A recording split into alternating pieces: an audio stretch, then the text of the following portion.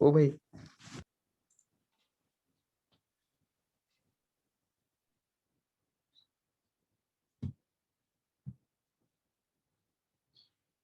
Okay, good afternoon.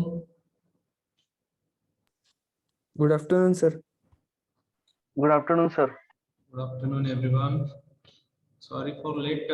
Actually, as usual, setting issues were there. So, shall we start? Okay sir. Okay. So let me share the screen.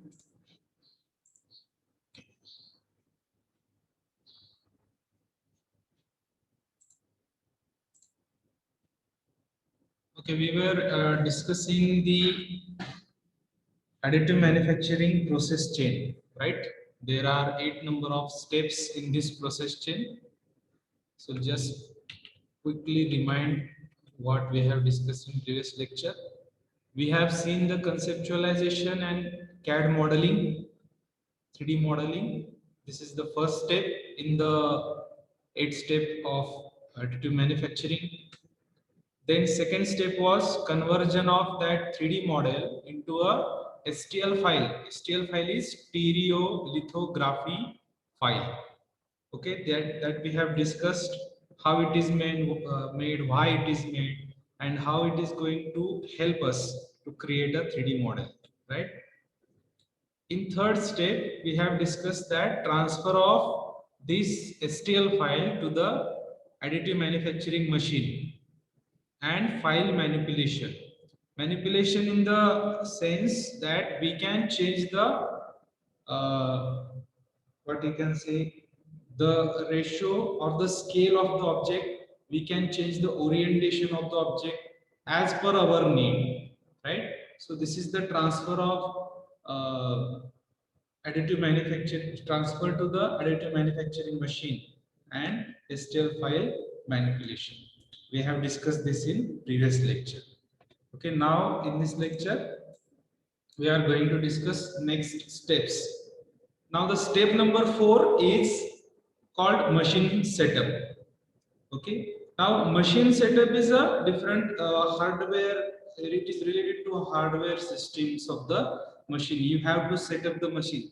Suppose when you are working on a lathe machine or a traditional machine, you have to set up the machine first, right? You have to calibrate the machine first, then you have to mount the job, and then you are going to work on that machine. Let's take an example of lathe machine. Okay, so what do? You just adjust the settings of the machine primarily whenever you are going to make a machining operation on that, right? So that machine setup is necessary for each and every operation that is being conducted on that machine. Similarly, in additive manufacturing process also, though the machine is automatic, you have to make some setups. Okay. Now, what we can say in this case, all additive manufacturing machines will have at least one or two setup parameters that are specific for that machine or process. Now, let us see, there are different types of processes of additive manufacturing.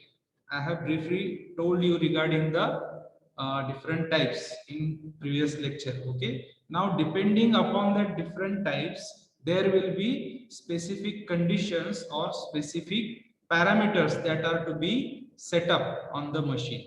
Okay, for example, FDM machine जर तुम्ही use करणार असाल, जी first time very basic type of 3D printing machine आहे, fused deposition modelling. त्याचं एक animation पण आहे, मी तुम्हाला दाखवेनच.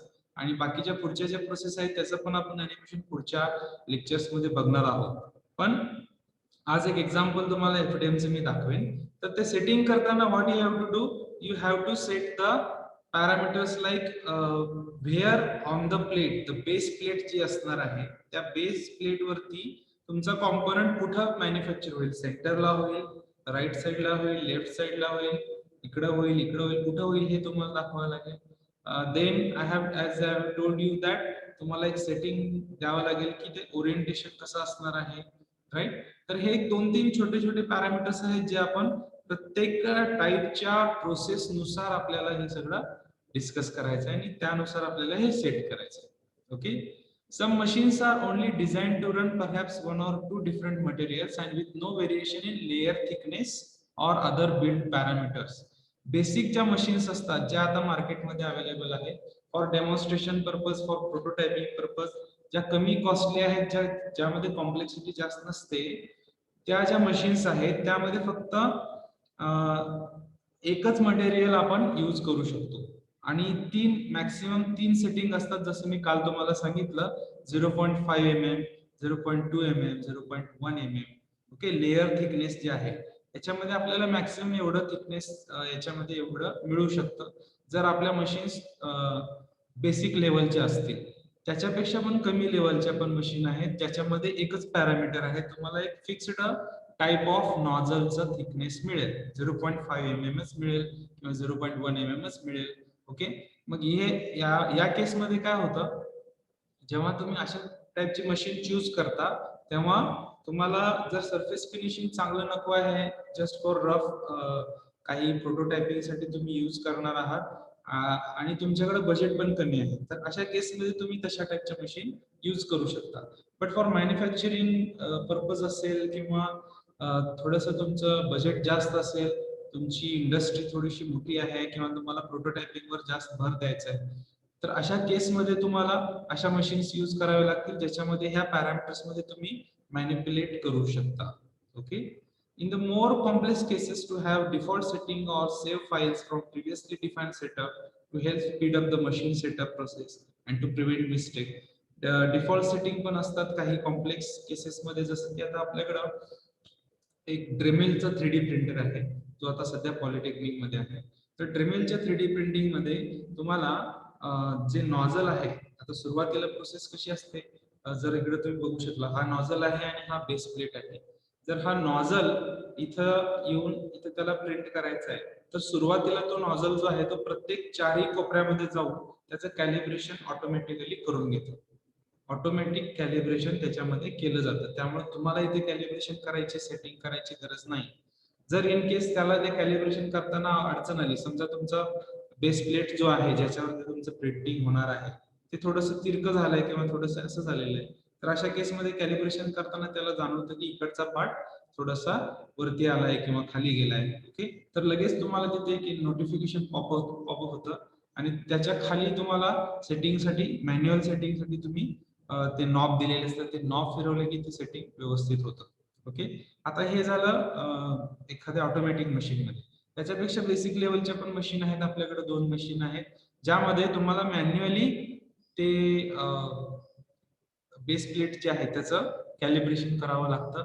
ते जर केलं तरच ते पुढच्या प्रोसेस व्यवस्थित होतं, अदरवाइज तुमचा प्रोटोटाइप किंवा तुमचा प्रोडक्ट बिघडू शकतो.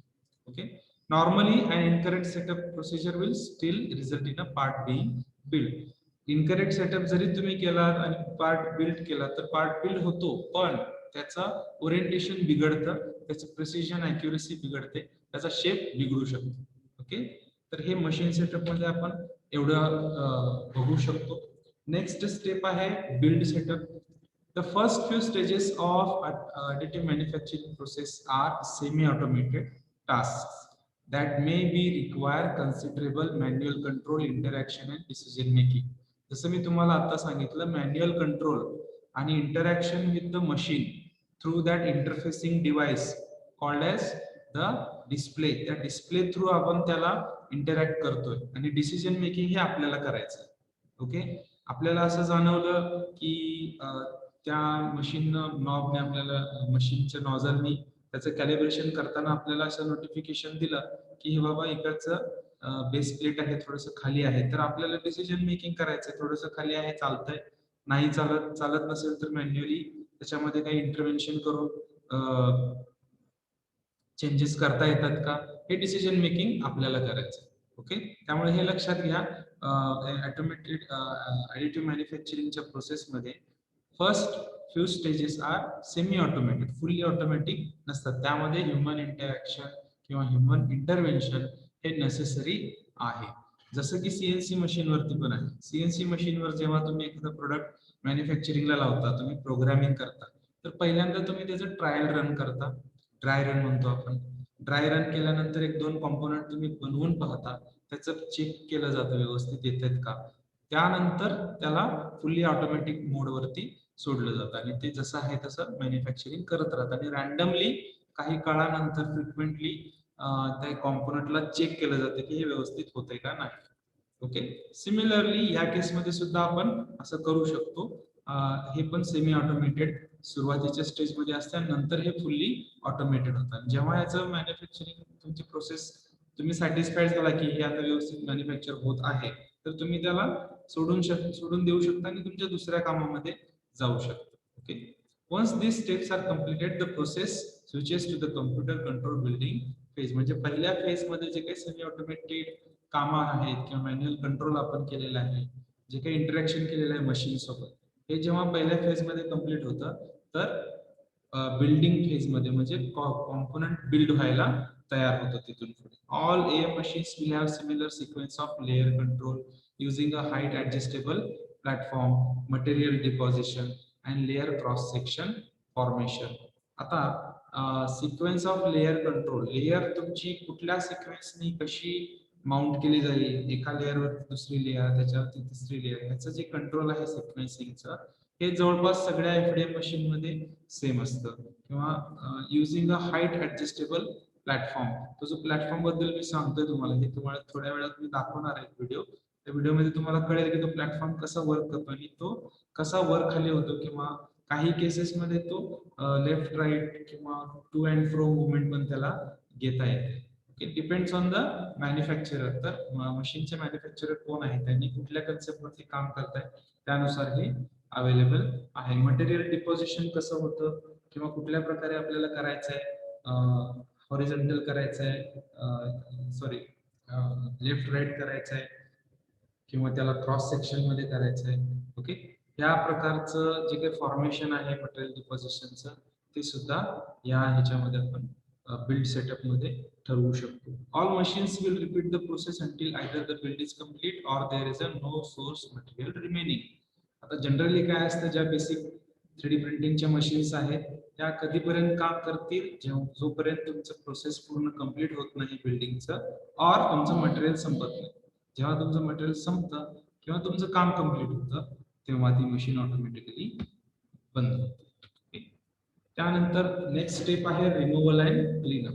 The output from the AM or additive manufacturing machine should be ready for use. असं जनरली आपण कन्सिडर करतो की एखाद्या मशीनला मी जर ऑटोमॅटिक ऍडिटिव्ह मॅन्युफॅक्चरिंग मशीनला मी एक कॉम्पोनंट दिलाय, तो त्यांनी बनवून दिला की तुम्हाला रेडी फॉर यूज असायला पाहिजे, त्याच्यावरती जास्त पोस्ट प्रोसेसिंग करायची गरज भासू नये असं त्याचं एकंदरीत हे असावं अशी अपेक्षा असते. पण कधी कधी काय होतं की कॉम्प्लेक्स पार्ट असतात किंवा काहीतरी छोटंसं पोस्ट प्रोसेसिंग त्याला करावं लागतं. कधी कधी आपण त्याला सपोर्ट्स देतो. हे सपोर्ट्स कुठल्या प्रकारे दिले जातात, कसं करतात, हे आपण नेक्स्ट लेक्चर मध्ये जेव्हा आपण त्या ऍक्च्युअल प्रोसेसेस बघणार आहे तेव्हा मी तुम्हाला ते दाखवेन नक्की ते कसं सपोर्ट दिले जातात, ते कसं रिमूव्ह केले जातात, त्यासाठी काय कंडिशन्स असतात. ओके, सध्या तात्पुरतं लक्षात घ्या की आउटपुट जे आपल्याला मिळणार आहे त्याचं एक कंडिशन अशी आहे की आपल्याला ते रेडी टू यूज असावं अशी अपेक्षा आहे. Okay, more often the parts still require a significant amount of manual finishing before they are ready for use. जसं मी आता तुम्हाला सांगितलं, 99% वेळेस असं होतं की आपल्याला थोडंफार त्याच्यावरती पोस्ट प्रोसेसिंग किंवा फिनिशिंगचं काम करावं लागतं.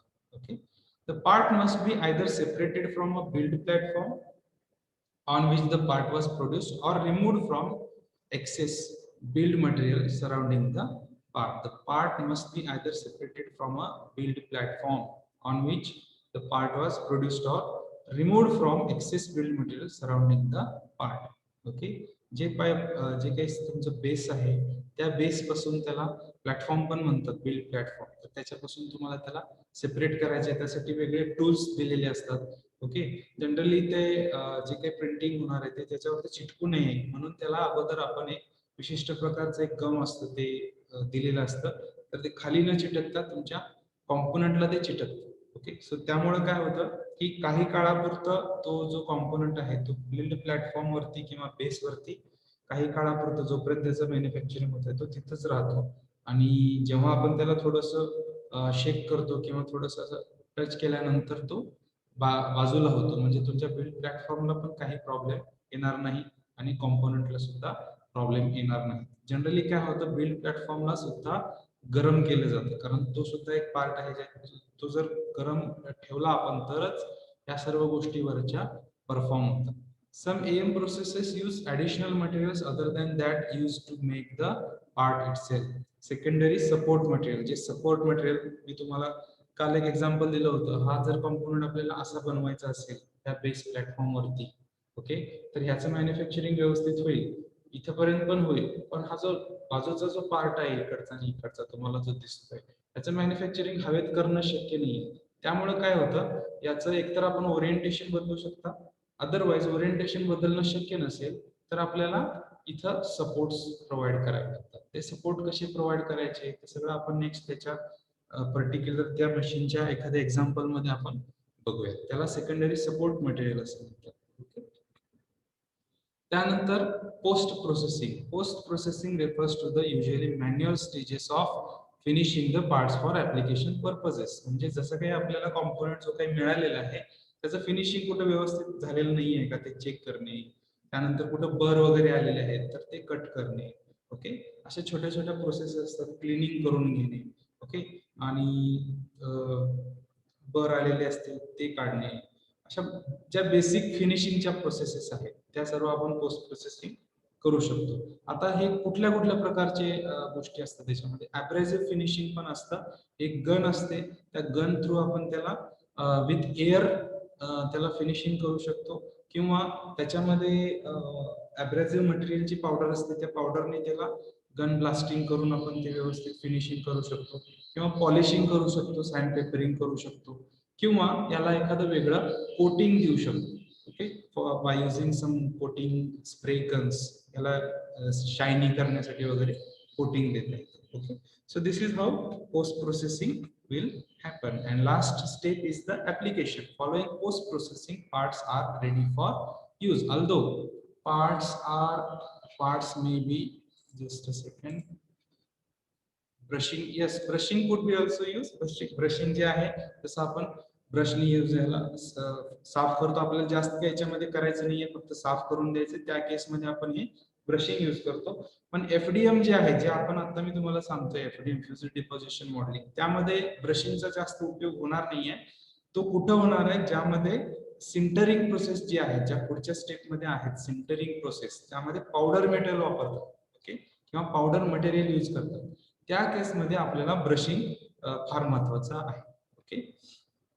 So although parts may be made from similar materials to those available from other manufacturing processes like molding and casting, parts may not behave according to standard material specification. आता याच्यामध्ये एक disadvantage पण याला आपण म्हणू शकतो, की आपण हा जो काही पार्ट बनवलेला आहे याच्यामध्ये, हा आपण जर वेगळ्या ट्रेडिशनल मेथडनी बनवलेला असेल आणि हा जर 3D प्रिंटिंग जर बनवलेला असेल तर याच्या प्रॉपर्टीज मध्ये आणि त्याच्या प्रॉपर्टीज मध्ये थोडेफार डिफरन्स येतात. कारण त्याचा जर आतला तुम्ही पार्ट बघितला, हा जर पार्ट असेल, हा जर कास्टिंग केला आणि नंतर याचं जर आपण असं गिअर बनवलं, कास्टिंगचा तुकडा घेऊन किंवा जे काही बार आपल्याला मिळतो त्याच्यापासून जे बनवलेलं आहे गिअर, त्याची स्ट्रेंथ थोडीशी वेगळी असणार आहे. I am talking about plastic part, okay, प्लास्टिकचा आहे असं समजा, तशी स्ट्रेंथ याच्यामध्ये 3D प्रिंटिंग मध्ये अशा टाइपचे मेटॅलिक पार्ट अजून तरी बनवलेले नाहीयेत, म्हणजे त्याची स्ट्रेंथ तेवढी मिळत नाही. आता याच्यामध्ये आपण काय करतो, आतमध्ये त्याच्या क्रॉस सेक्शननी मटेरियल भरलेलं असतं, ते कसं भरतात हे मी दाखवतो तुम्हाला, आतमध्ये भरलेलं असतं, त्यामुळं त्याचं जे स्टँडर्ड स्पेसिफिकेशन आहे ते आपल्याला इथे मिळेलच याची गॅरंटी नसते. Some AM processes create parts with small voids or bubbles trapped inside, okay. जसं आपण यांना आपण कास्टिंग मध्ये वगैरे आपल्याला माहिती आहे की कास्टिंग करताना जर छोटा जरी पार्ट त्याच्यामध्ये गॅप राहिला किंवा बबल राहिला तर काय होऊ शकतं, ते कॉम्पोनंट फेल होऊ शकतं, ओके. तर हे याच्यामध्ये याचे जास्त चान्सेस आहेत, बबल्स तयार होणे, व्हाईट तयार होणे, ओके. ते काय करतात, मेकॅनिकल स्ट्रेस कॉन्सन्ट्रेशन होतं तिथं आणि पार्ट फेलियर होतं. Some processes may cause the material to degrade during build or for material not to bond, link or crystallize in an optimal way. कधी कधी काय होतं काही एन्व्हायरमेंटल कंडिशन्स असतील किंवा जे काही तुम्ही रॉ मटेरियल यूज करताय ते जर व्यवस्थित क्वालिटीचं नसेल आणि जे काही रेकमेंडेड आहे म्हणजे 3D प्रिंटर जो तुम्ही वापरताय एम मशीन जी वापरताय ॲडिटिव्ह मॅन्युफॅक्चरिंगची त्यांनी रेकमेंड केलेल्या मटेरियल्स न वापरता तुम्ही दुसऱ्या कुठल्या तरी मटेरियल जर वापरत असाल तर जे काही मॅन्युफॅक्चरिंग तुमचं होणार आहे त्यामध्ये मटेरियल एका लेअरला दुसऱ्या लेअर चिटकत नाहीये, लिंकिंग होत नाहीये किंवा तो क्रिस्टलाइज होत नाहीये व्यवस्थित, तर अशा गोष्टी त्याच्यामध्ये घडू शकतात. ओके, तर ह्या गोष्टीची आपल्याला याच्यामध्ये काळजी घेणं गरजेचं आहे during application. Okay, now we will see one video of animation.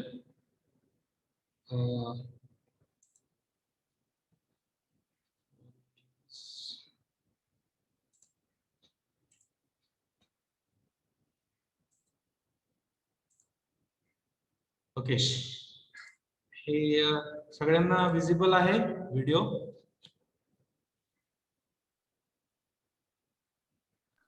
Yes, sir, it is visible. Visible ना? ओके.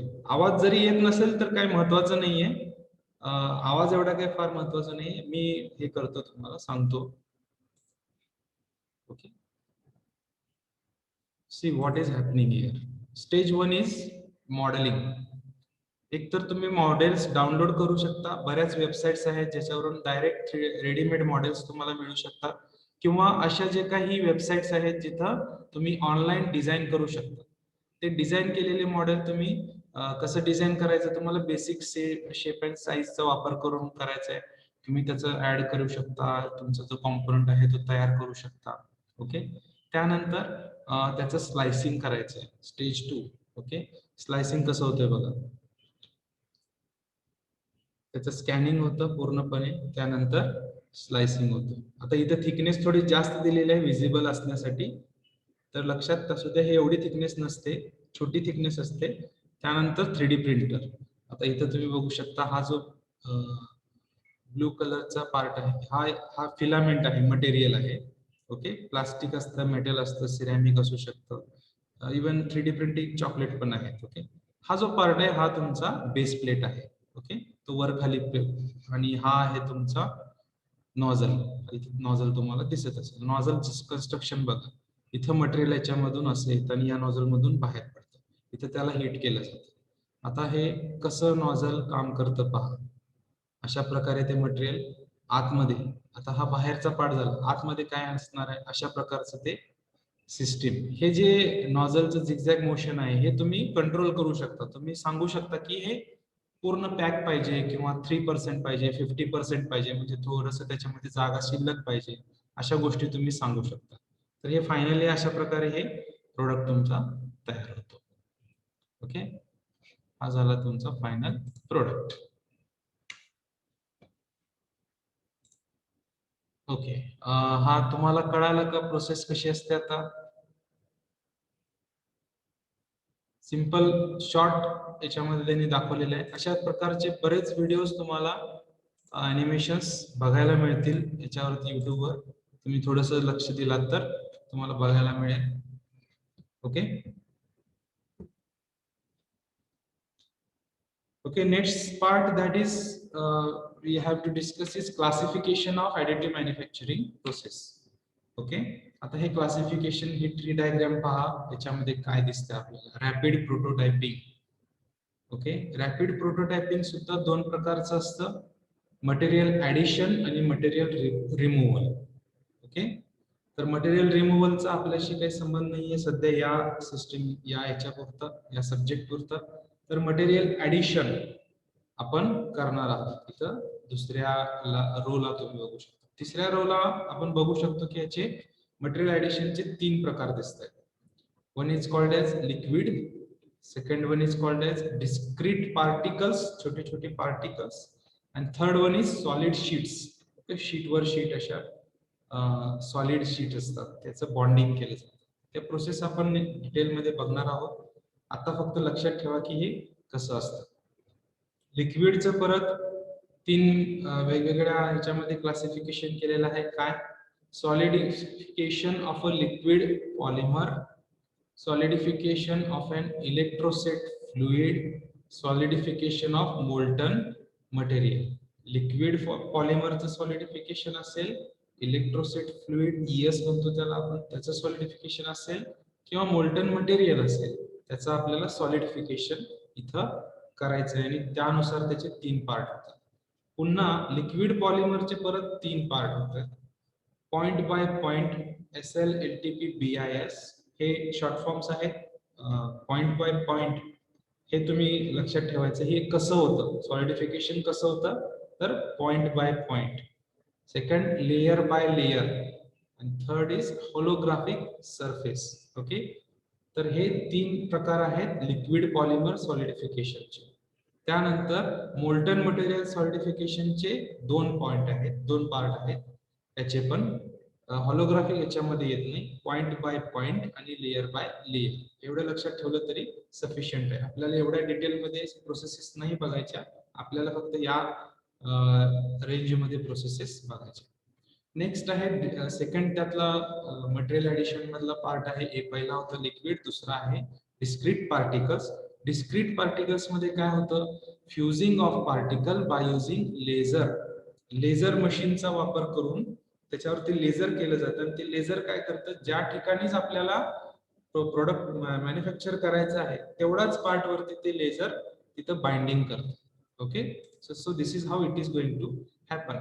दुसरा आहे joining of particles with a binder. Binder in the sense binding material.